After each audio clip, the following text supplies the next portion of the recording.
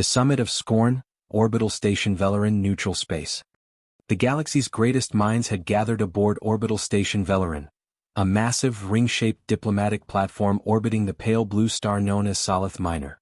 It was neutral ground, chosen specifically because no single species held authority there.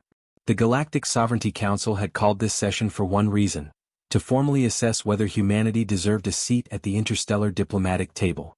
Commander Zara Okonkwo stood near the observation window, her dark uniform crisp, her expression unreadable. Behind her, the curve of the station's interior stretched upward like a vast metallic canyon. Representatives of 19 alien civilizations sat in tiered seats carved from virolite crystal. Above them, the ceiling shimmered with projected star maps showing trade routes, war zones, and territorial claims spanning 1,000 light-years. Zara was humanity's sole representative. Earth had sent one person, not a fleet, not an army. One person. The Velhari delegate, Councillor Prethman, stood 7 feet tall with a body like burnished copper wire woven into a vaguely humanoid shape. He had been speaking for 40 minutes, and nearly every sentence had been a slow, precise insult. The humans call themselves pioneers, Prethman said, his translation chip rendering his clicks into smooth syllables. Yet they have occupied only one solar system for the entirety of their recorded history. They have no fleet of note. Their fastest ship would take 60 of their years to reach even the nearest colony of any civilized world. And they come here to this table asking for equal standing. Laughter, or its alien equivalent, rippled through the chamber. The Duvari delegates made a sound like gravel in a metal drum. The Syrith, long serpentine beings who coiled in their seats, flicked their tongues in what Zara had learned meant amusement. She did not flinch. Prethman continued. We have reviewed their military capacity: outdated kinetic weapons, barely functional energy shielding, no confirmed mastery of fold space travel. Their planet's biosphere is dangerously unstable, they have poisoned their own atmosphere and burned their forests. These are not the hallmarks of a civilization ready for the cosmos. These are the hallmarks of a species that has not yet finished growing up. The Duvari delegate, a stocky quadruped named Gvorth 6, leaned toward his translator pod and added, they submitted a document claiming to have strategic deterrence capability. I found it amusing. We reviewed the technical specifications. Their nuclear devices are primitive. Their cyber warfare programs are detectable. Their so-called artificial intelligence is less sophisticated than our basic computation arrays from 3 centuries ago. Zara finally moved.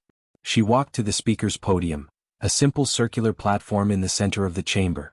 She set down a single data chip. No holographic display. No ceremonial staff. Just a chip. May I speak? She asked. Prethman gestured magnanimously. Please. We are curious what the human will say. Zara looked around the room slowly, making eye contact, or the equivalent, with each delegation in turn. You are right, she said. Silence. Our ships are slow. Our weapons are old by your standards. Our AI systems are young. Our planet has scars. You are completely correct on every point you've made. She paused, letting that settle. But here is what I need each of you to understand. Every civilization in this room was, at some point, exactly where we are now. Every one of you had a moment, a century, a millennium, when you were the primitive ones. When someone laughed at your technology.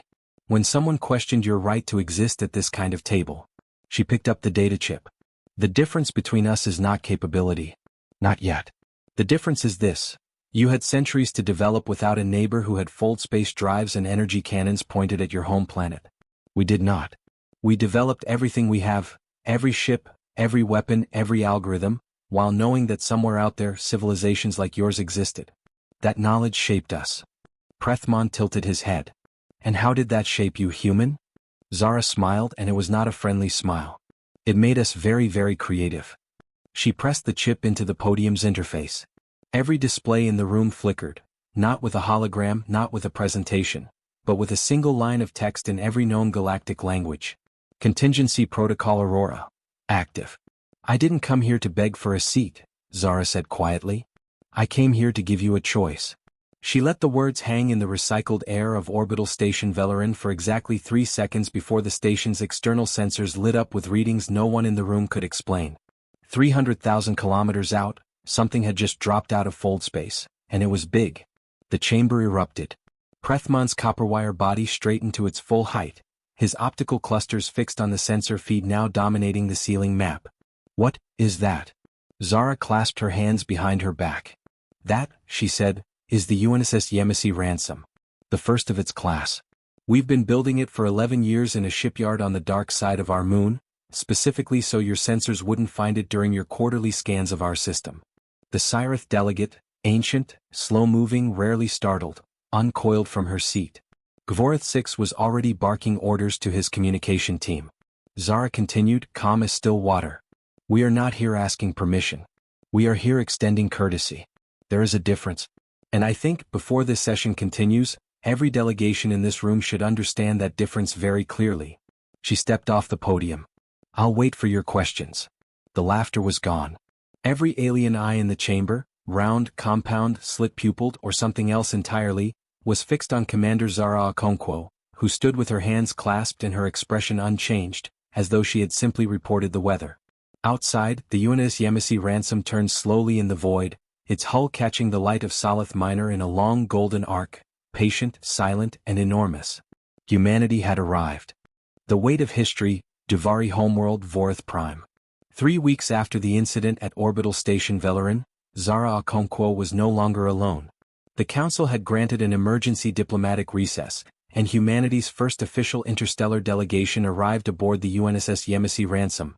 12 people in total, including Dr. Emeka Thaddeus Bosu, Earth's leading xenolinguist, and Admiral Freya Sigurdur-daughter, who commanded the vessel herself. But it was to Vorith Prime that Zara was invited, or summoned depending on how you read the Duvari's terse communication. Vorith Prime was a heavy-gravity world, dense and dark, with skies the color of old bruises. Its cities were carved into basalt cliffs, lit from within by bioluminescent organisms cultivated over centuries. The Duvari had evolved in underground cavern systems and still preferred enclosed, pressurized spaces, which meant the meeting hall felt to Zara like being inside a fist. Gvorth 6 received her personally. That was unusual.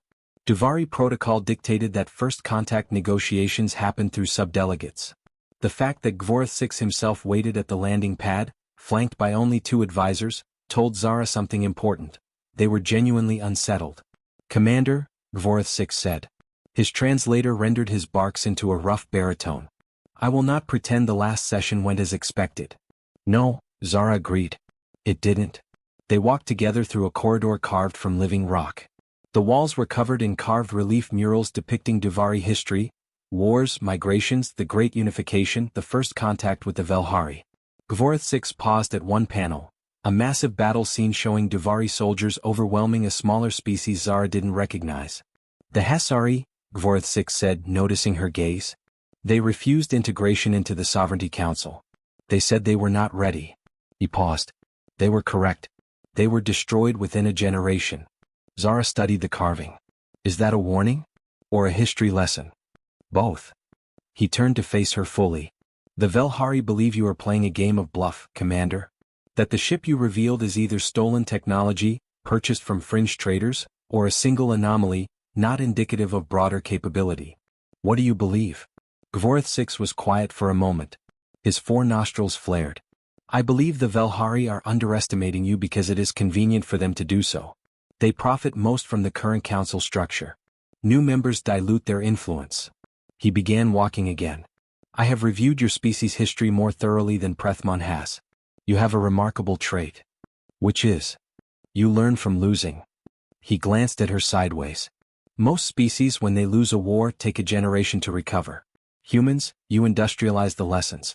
The first time you faced a superior enemy, within decades you had developed countermeasures, refined strategies, and returned stronger. You did it internally. With yourselves. Your species has been its own greatest adversary, and somehow, that has made you extraordinarily adaptive. They entered a meeting chamber. Around a low table sat 2 other Duvari officials and, to Zara's surprise, a single Cyrith, the same one from Velerin. Long, scaled, ancient-looking. Her name, the translator rendered, was Vethris of the Long Memory. She asked to be present, Gvorth 6 explained. Zara sat. She felt the planet's gravity like a hand on her shoulders. Vethris spoke first, her voice a slow, resonant hiss. I was alive when the Velhari joined the council. I remember how they were received, with the same dismissal now aimed at you. They overcame it with trade and patience. Pause. You have chosen a different approach. We chose honesty, Zara said. We let you see what we are rather than what you assumed. The ship, Gvorth said. Walk us through it. Not the specifications, we can scan those. Walk us through the decision. Zara leaned forward. 7 years ago, Earth's Intelligence Division, we call it the Coherence Bureau, intercepted a Velhari communication. Not through hacking. Through a mathematical flaw in their encryption that our quantum analysts identified. The communication discussed the upcoming council session, and it contained an internal assessment of humanity. She looked at each face in turn. It said, and I am quoting from memory, they will accept whatever terms we offer because they have no leverage and no alternatives. Silence. We had 4 years at that point, Zara continued. 4 years before this session was scheduled. So we made a choice.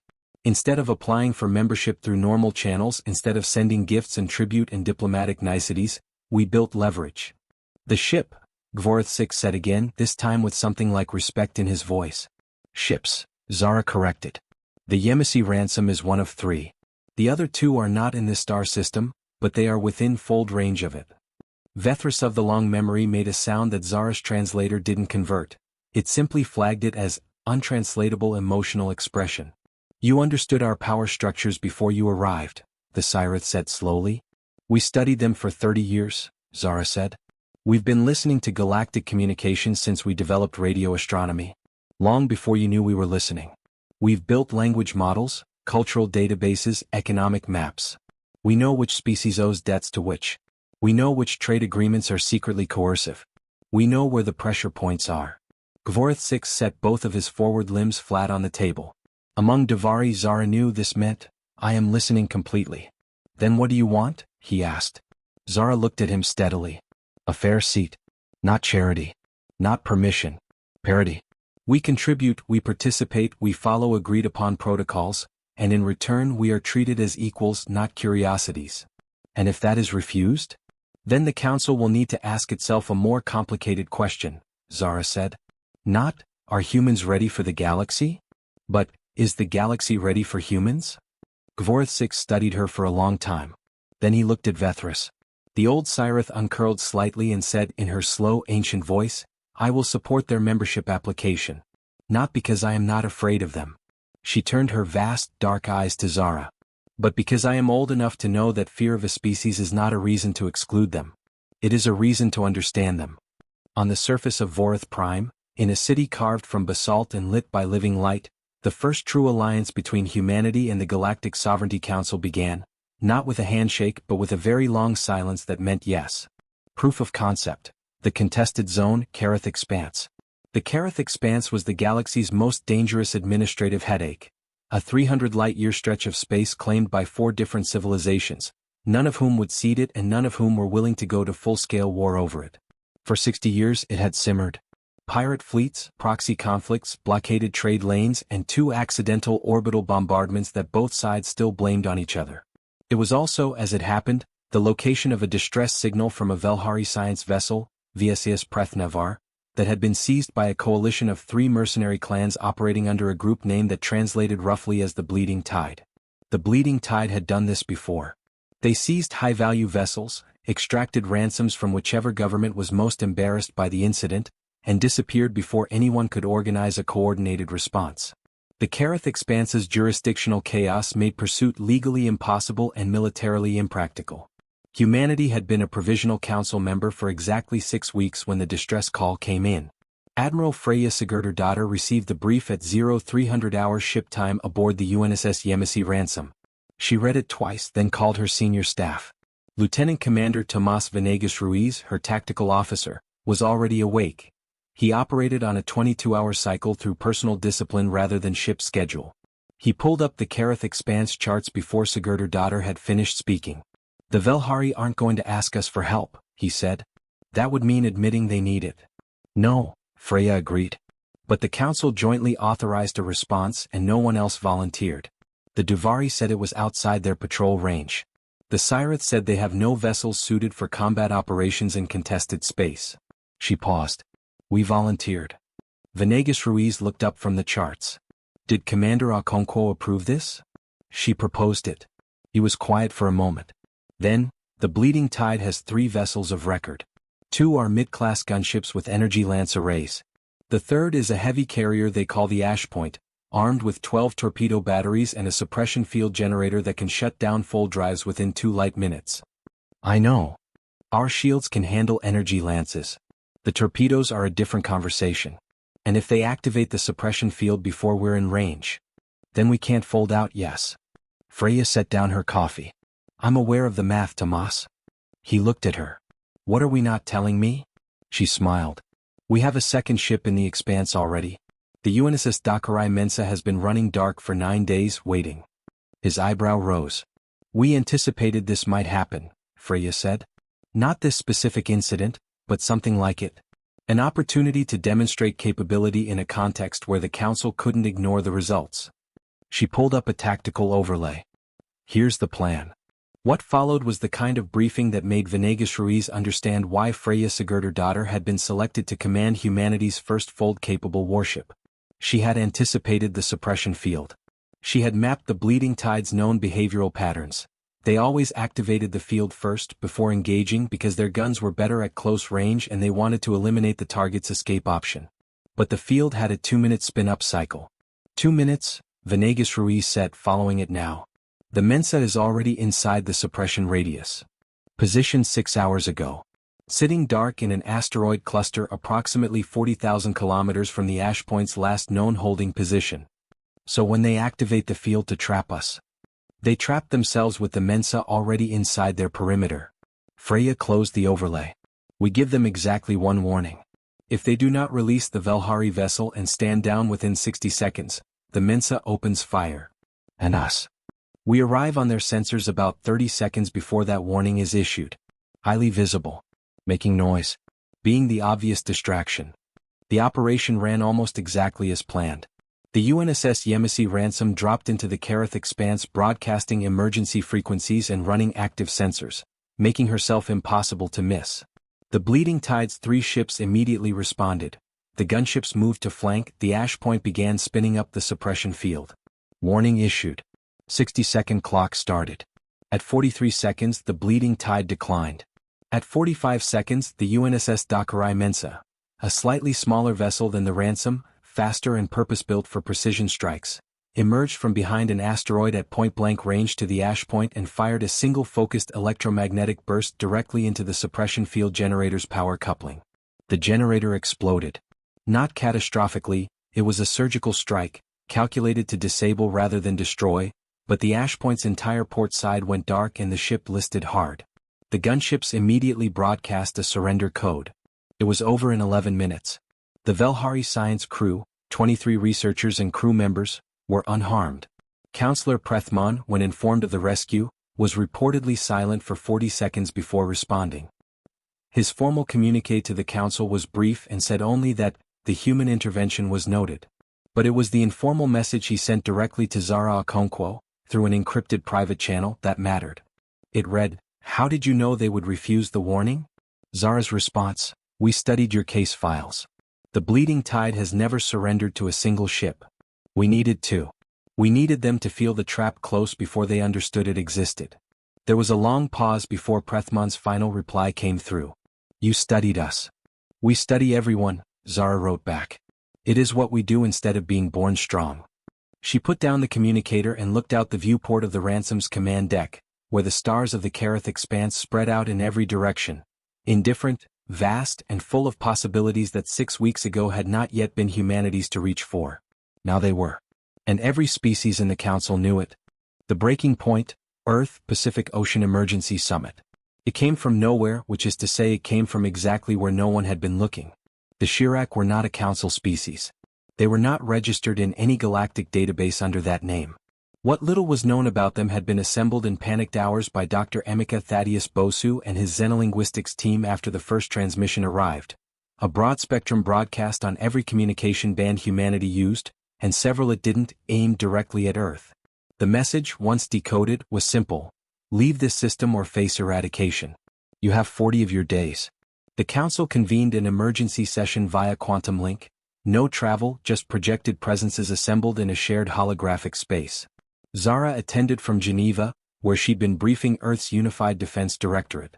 The projection showed her standing in a sea of alien forms, all rendered in slightly too blue light. Prethmon spoke first. We have no record of the Shirak. They do not correspond to any known civilizational template in our archives. They correspond to ours, said Dr. Bosu, whose presence had been requested by Zara. He was younger than most expected, 34 years old, with an unruly beard and the distracted energy of someone who had not slept properly in several days. We've been cross-referencing the transmission against mathematical structures. The underlying logic of their language uses a base 7 counting system. There are only 2 known species in galactic record that use base 7, the Hesari, who are extinct, Vorth 6 said, and a theoretical offshoot civilization documented in Sirith historical archives from approximately 9,000 years ago, called the Vethshera. Dr. Bosu pulled up a data map. They were believed to have migrated beyond the outer galactic arm, outside Council space. If they evolved separately for 9 millennia and returned, they would be unrecognizable, Vethris of the Long Memory said, her ancient voice carrying something new. Wait. And they would have no obligation to any of our agreements. No obligation, Zara said, and no history of being told no. The Shirak vessel, singular so far, had parked itself at the edge of Earth's solar system, outside the heliopause, and was broadcasting the message on repeat. Its size was difficult to determine precisely. Sensors gave conflicting readings, which Dr. Bosu's team believed was deliberate interference rather than instrument error. What was clear? It was big. Bigger than the Yemisi ransom. Possibly bigger than anything the Council had on record. The 40-day window is interesting, Lieutenant Commander Venegas Ruiz said from the UNSS ransom, his voice joining the summit feed. It's not an ultimatum from a species that's planning to attack regardless. Species that have already decided to destroy you don't give you 40 days. They give you a warning so you remember to be afraid. Or, said Gvorth 6 carefully, so you have time to comply. We're not complying, Zara said. The silence that followed was galactic in its complexity. 19 civilizations, each doing its own calculation, each wondering if this was the moment to step back from their new, complicated alliance with humanity. It was Vethris who spoke into that silence. 9,000 years ago, she said, the Vethshera left our space because they did not want community. They wanted dominance. If they have returned, it is because they believe we are still what we were, scattered, uncoordinated, manageable. The old Sirith paused. They do not know about the Council. And they certainly do not know about you. She was looking at Zara. Then let's make sure their first lesson is thorough, Zara said. Over the next 32 days, something unprecedented happened. Not a single Council species had ever voluntarily contributed military assets to the defense of another species' home system. The political and territorial complications were simply too tangled. There were ancient laws about sovereignty, about precedent, about the cost of creating obligations. And yet, the Duvari sent their heavy armor fleet vanguard, 12 ships, each a mobile fortress, materializing at the outer edge of Earth's system on day 18. They gave no speech, sent no ceremonial message. They simply arrived and took up position. The Sirith contributed something more unusual. 3 centuries-old vessels of a class no one else had access to, slow, powerful, and equipped with a weapon system the Sirith called a resonance disruptor, which had not been fired in 800 years. 4 other species sent support vessels, medical frigates, engineering platforms, communication relays. 1. The Kesavari, a species of small, bird-like beings who had barely spoken 2 words to humanity since the Council session, sent a single fast courier with a package containing detailed star charts of the Shirak's apparent entry trajectory, mapped from a deep space observatory post they'd had in that region for 60 years. On day 33, 7 days after the fleet had assembled, the Shirak vessel began to move. It came in slowly, deliberately, as if its occupants were enjoying the sight of a fleet arrayed against them. Its sensors were broadcasting actively and every reading said, "We are not afraid of you." Zara was aboard the Yemisi ransom. Freya stood at the helm. Venegas Ruiz watched his screens. "They're hailing us," the communications officer said. "Put them through." The voice that came through was not translated, or rather, the translation came fractured, imperfect, assembled by Dr. Bosu's algorithms on the fly. But the meaning was clear enough. "Many ships now. Still not enough. You have gathered your small alliance. We are not impressed by small alliances." Freya looked at Zara. Zara picked up the communication headset. "This is Commander Zara Okonkwo of the United Nations starship Yemisi Ransom. You're addressing a joint fleet assembled under the Galactic Sovereignty Council." Pause. "You said you're not impressed by small alliances. I'd like to offer you the opportunity to reconsider that assessment, before we demonstrate why every species in that council chose to be here today. No response. Then the Chirac vessel accelerated. All ships, Freya said quietly, combat ready. Outside the hull, 43 vessels from 20 civilizations, and 3 from Earth, came alive. The Neil, Sol system, Earth orbit. The Battle of the Heliopause lasted 19 minutes. That number surprised everyone. The Chirac vessel's readings had suggested a fight that might last hours. What the sensors had failed to fully account for was something that, in retrospect, should have been obvious to every analyst who had been studying humanity for the past 6 weeks. Human ships did not fight like anyone else. Duvari combat doctrine was built on overwhelming mass and direct assault. Come in heavy, absorb damage, destroy by attrition. Cyrith doctrine favored patience and disruption. Destabilize the enemy systems before engaging. Velhari favored standoff bombardment from protected positions. Freya Sigurdardottir had studied all 3 doctrines. Then she had thrown all of them out. We don't have a doctrine yet, she had told her command staff during the briefing. And that's our advantage. What Freya had instead was a composite battle plan assembled from 60 years of intercepted galactic combat records, filtered through an AI tactical modeler that had been trained on every war Earth had ever fought, and Earth had fought many wars.